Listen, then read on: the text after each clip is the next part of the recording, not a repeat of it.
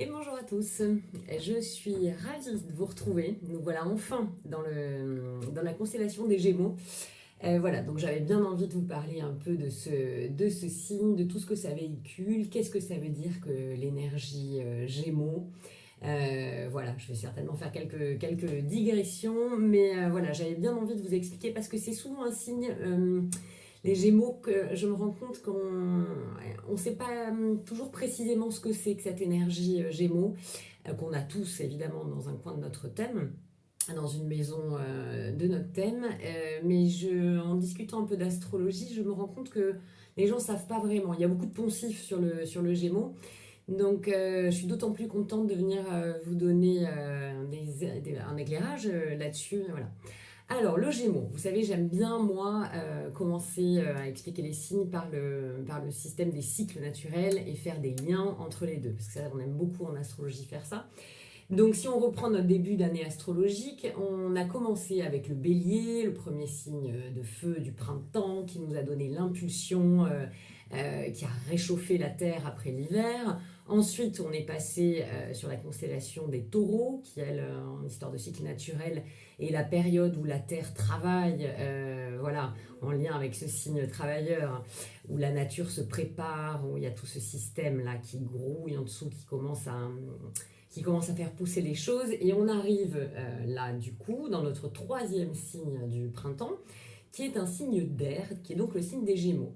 Et pourquoi donc le lien avec la nature? C'est le moment, si vous voulez, où la nature, tout est sorti. Il y a des fleurs qui sont en train de sortir, mais qui sont sorties, il y a des couleurs partout, les plantes changent au fur et à mesure, les fleurs commencent à éclore, il y a des couleurs, voilà, c'est multiple. Il y a plein de choses qui appellent notre intelligence à venir observer cette nature magnifique et changeante. Voilà un premier petit éclairage sur le Gémeaux, qui est un signe multiple. Ça, c'est pour moi, c'est quelque chose de très important. Le Gémeaux, une de ses significations, c'est de multiplier les choses. Je vous expliquerai un peu plus précisément ensuite. Voilà, donc le lien entre la nature et le Gémeaux, ça va être ça. Ça va être multiplier les changements et les métamorphoses rapides et l'intelligence qui est appelée, puisqu'on est dans de l'air et la végétation est aérienne à ce moment-là. Donc c'est vraiment le moment où il y a la fonction cérébrale, où on a le cerveau qui est appelé pour observer, regarder tout ça, prendre plein de choses, en prendre plein les yeux. Donc voilà, il y a vraiment cette idée-là avec ce signe d'air très cérébral, puisque là, c'est le premier signe d'air, c'est le signe d'air du printemps,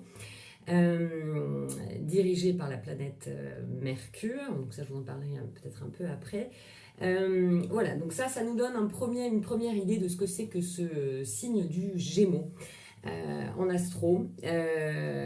Donc son lien, si vous voulez, ça va être justement de lier. Ça va être de lier. Après l'impulsion du Bélier, la fonction ensuite nourricière du Taureau, de préparation nourricière, il y a vraiment avec le Gémeaux une histoire d'intelligence qui arrive pour relier l'homme à son milieu naturel. Voilà, donc on est dans le cérébral et dans l'air. Qu'est-ce que je peux vous dire d'autre sur le Gémeaux? Le Gémeaux, son signe, je ne sais pas si vous le connaissez, c'est 4 barres. En fait, c'est 2 fois 2 barres qui représentent 2 personnes distinctes, on va dire. Donc une dualité. Donc ça va être quelque chose d'important aussi dans le système et dans l'énergie Gémeaux. C'est une dualité. Alors c'est pas une dualité. Quand on dit dualité, on pense peut-être à quelque chose de négatif. C'est pas du tout ça. La dualité du Gémeaux, c'est avoir des capacités, si vous voulez, c'est 2 personnes distinctes, en gros, qui sont opposées mais complémentaires. Et c'est ce mais complémentaire qui est extrêmement important pour comprendre l'énergie du Gémeaux. Donc c'est vraiment, il y a une histoire d'unification avec le Gémeaux. C'est pour chaque chose, essayer de voir un côté pile et un côté face à la fois. Les Gémeaux, ils ont cette capacité pour des gens, pour des choses, de voir les deux côtés.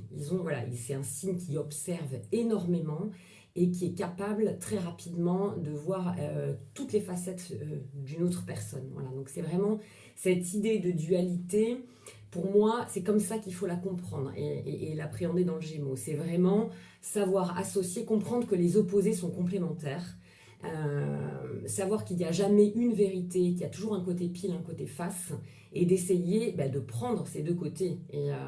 Et après, c'est le Sagittaire qui en fera la synthèse, mais ça, je vous expliquerai. Je parlerai un peu de l'axe Gémeaux-Sagittaire. Mais voilà, il y a vraiment cette idée dans le Gémeaux d'observer, de tout prendre, de tout récolter. C'est en général, voilà, c'est des gens qui sont très observateurs. C'est des gens qui adorent écouter, qui adorent parler, bien évidemment. Mais il y a vraiment une histoire de collecte d'informations. Voilà, ça fait des très bons journalistes, par exemple. Les Gémeaux, il y a vraiment cette idée d'aller... c'est très curieux, il y a beaucoup de curiosité, de découverte. Ça aime la découverte, c'est un signe qui est vraiment appelé à tout ça, à aller collecter, à découvrir. Mais voilà, son but à lui, c'est ça le but du Gémeaux. Après, vous savez qu'en astrologie, les signes fonctionnent par deux, si vous voulez, sur des axes. Il y a toujours un signe et son opposé. Et on dit, moi j'aime beaucoup voir l'astrologie comme ça, on dit que les signes qui sont sur un axe, donc le Gémeaux, lui, son opposé, ça va être le Sagittaire. Donc cet axe Gémeaux-Sagittaire, on dit que le signe qui est en face, donc que par exemple pour le Gémeaux, le signe Sagittaire, eh bien le signe qui est en face, c'est l'éducateur du signe opposé. Donc c'est-à-dire que là, si on le traduit, c'est que le Sagittaire va éduquer le Gémeaux et à l'inverse, le Gémeaux va aller éduquer le Sagittaire. Donc cet axe Gémeaux-Sagittaire, de quoi ça nous parle dans l'astrologie ? Parce qu'on a tous un axe Gémeaux-Sagittaire quelque part, donc ça peut être intéressant de savoir où est-ce qu'il tombe chez vous, enfin dans quelle maison, dans quel secteur de vie du coup cet axe se trouve. Eh bien l'axe Gémeaux-Sagittaire, il nous parle d'apprentissage, de découverte et de connaissance. C'est vraiment cet axe-là qui va nous renseigner là-dessus. Le Gémeaux, lui, sa fonction, si vous voulez, symboliquement, ça va être de penser les choses et de les communiquer. Le Sagittaire, ça va être de la compréhension, ça va être de les comprendre et d'aller plus loin.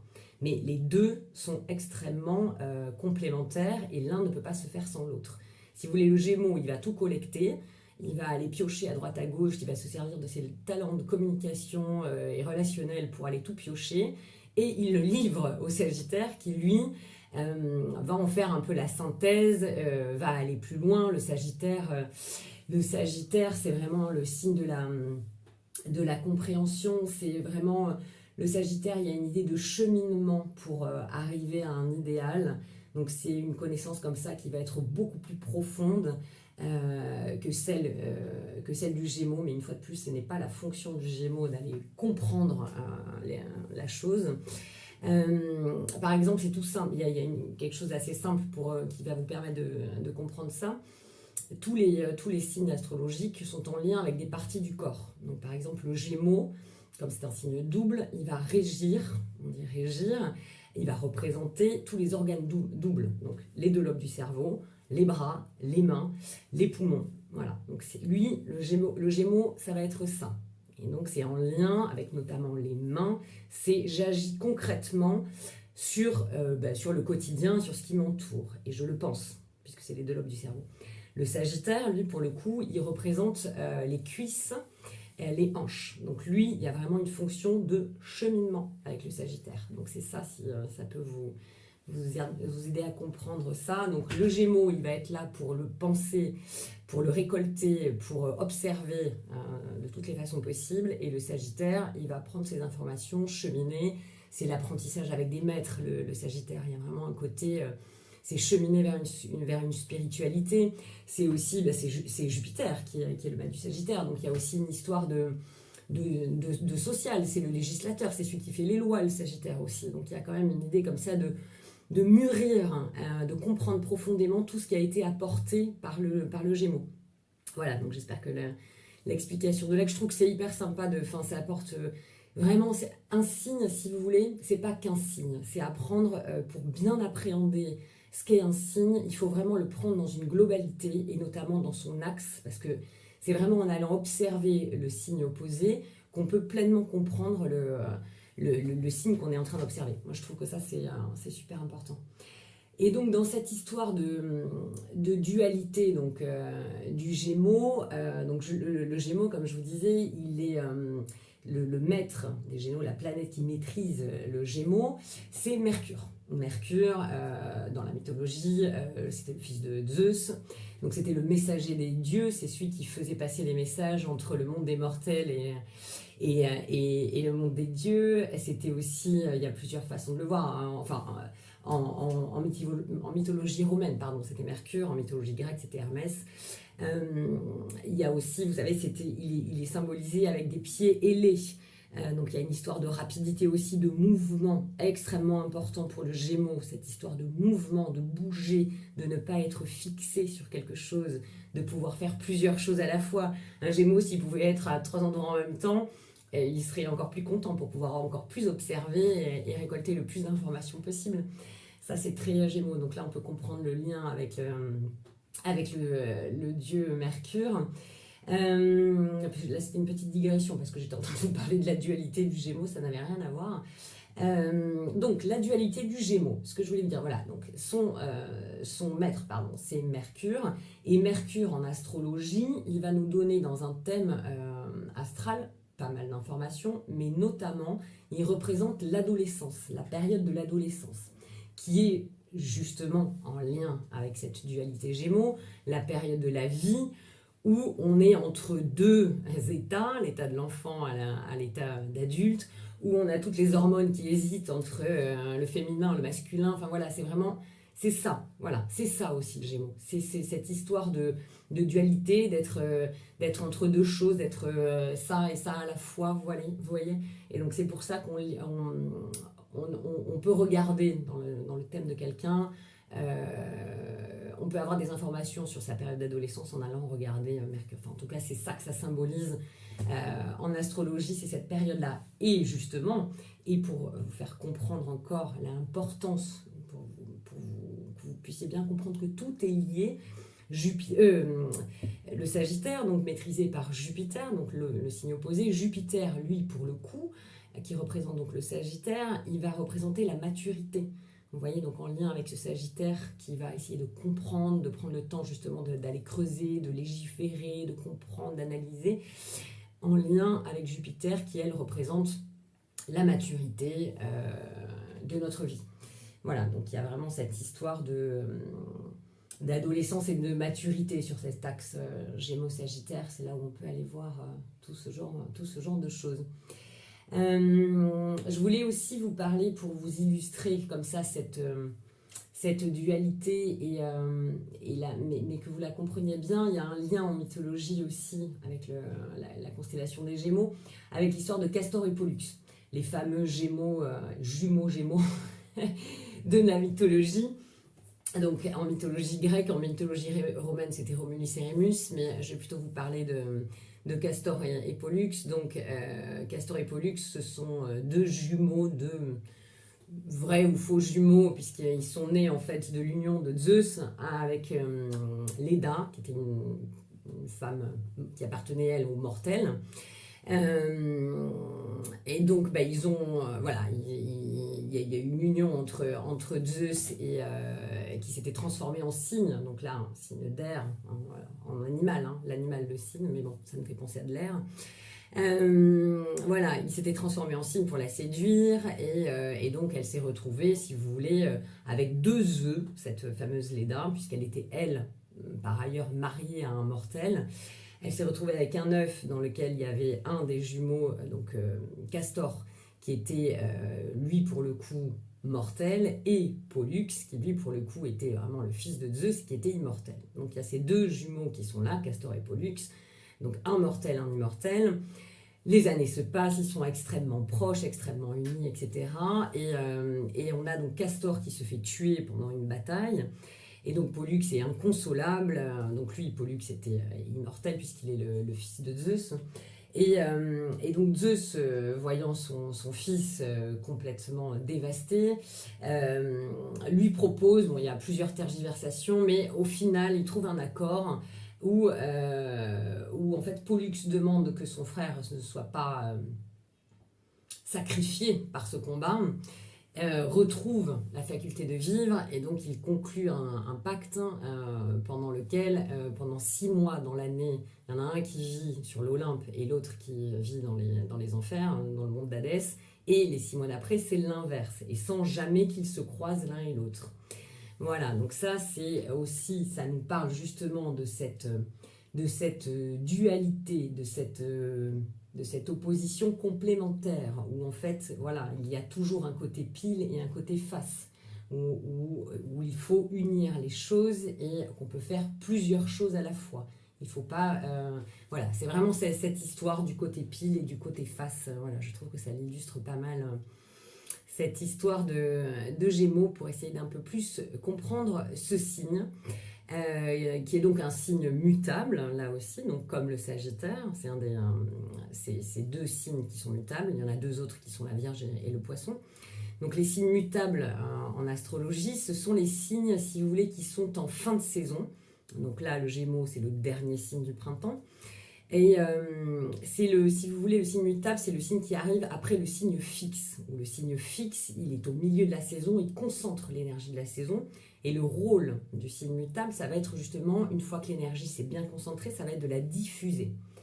Voilà, donc le Gémeaux, il est là pour diffuser cette énergie qui a été impulsée par le Bélier, qui a été nourrie, stabilisée, fixée par le Taureau. Et là, maintenant, le rôle du Gémeaux, c'est de la diffuser. Donc c'est pour ça qu'il y a cette idée de communication très importante avec le Gémeaux. Ça fait d'excellents professeurs, par exemple, les Gémeaux. Voilà, il y a beaucoup de profs. Enfin, je ne dis pas que tous les profs sont Gémeaux, mais si vous avez un thème qui est fortement marqué par le Gémeaux, ça peut vous donner envie d'enseigner. Il y a une histoire comme ça de diffuser, de diffusion de connaissances pour le plus grand nombre. C'est l'alphabet, le Gémeaux. Voilà, c'est l'imprimerie, c'est le Gémeaux. Voilà. En astrologie, il va symboliser l'alphabet, l'imprimerie, les éditeurs, les écrivains. Donc, il y a cette histoire de diffusion, mais par quelque chose de concret, pour que le plus grand nombre puisse en profiter. Voilà, c'est vraiment cette idée-là. C'est pas une histoire de diffusion pour apprendre, pour aller au fond. C'est vraiment diffuser pour le plus grand nombre. C'est important, ça, cette différence, cette spécificité du Gémeaux.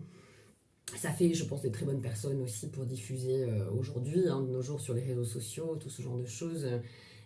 Je pense qu'il doit y avoir pas mal de communicants, d'influenceurs qui doivent être marqués par les Gémeaux. Ça colle complètement, c'est tout à fait ça. Voilà, c'est tout à fait cette idée de diffuser pour le plus grand nombre, de parler, de communiquer, tout ça. Voilà, je pense que je vous ai dit à peu près ce que j'avais en tête. Alors, je suis désolée, c'est complètement... ça part peut-être un peu dans tous les sens. C'est difficile de ne pas se faire embarquer quand on commence à parler d'astro comme ça, sans avoir forcément un fil très défini. Je sais que je fais des allers-retours, mais bon, je pense que c'est chouette aussi, parce que dès que ça me passe dans la tête, plaf, je vous le dis. Alors bon, ça fait peut-être pas quelque chose de très carré, mais voilà, je vous fais passer à la mode Gémeaux de l'info. Qu'est-ce que je pourrais vous rajouter sur le Gémeaux? Qu'est-ce qui va... Donc c'est un signe d'air. Donc quels sont les autres signes qui vont être positifs et importants pour le développement de l'énergie Gémeaux? Il va y avoir les deux autres signes d'air, donc la Balance, pardon, et le Verseau. Donc il y a des liens très importants entre ces 3 signes. Et il y a également, là pour le coup, les signes de feu aussi, enfin les 2 autres signes de feu autres que le Sagittaire, donc le Bélier et le Lion, très important aussi, ces 2 signes-là, où les énergies qui circulent entre ces signes dont je viens de vous parler et le Gémeaux, ce sont des énergies plutôt positives. Qui vont pousser le Gémeaux positivement à se développer et vers le haut. Et ce que je voulais vous dire, donc pour les Gémeaux, là, pour 2023, alors vous, ça va être surtout important, enfin tout est important, mais ça va être particulièrement important pour vous à partir de mai 2024, parce qu'il y a Jupiter qui rentrera en Gémeaux pour 1 an. Donc ça sera une période qui sera importante pour vous. Mais du coup là, cette année, vous êtes en phase, j'appelle ça toujours l'année qui précède, si vous voulez, l'arrivée de Jupiter sur notre signe solaire. Pour moi, c'est vraiment une année de préparation. C'est une année qui est super importante pour justement préparer l'arrivée de Jupiter qui va faire grossir les choses, qui va vous donner de l'ampleur, etc. pour les Gémeaux à partir de 2024. Pour vous, Jupiter, là, cette année, il est en taureau, de mai 2023 jusqu'à mai 2024. Et le taureau, chez vous, ça représente le 12e signe. Le 12e signe, ça va représenter, bon, ça peut représenter pas mal de choses, mais c'est notamment le passé. Le passé et ce qu'il faut en tirer, on va dire, pour simplifier. Et moi, j'ai souvent remarqué que les périodes comme ça, où Jupiter est sur le signe juste avant le nôtre, juste avant de rentrer dans le nôtre, l'année qui précède, c'est vraiment une année de préparation, où vous risquez peut-être, les Gémeaux, d'avoir des espèces de réminiscences du passé,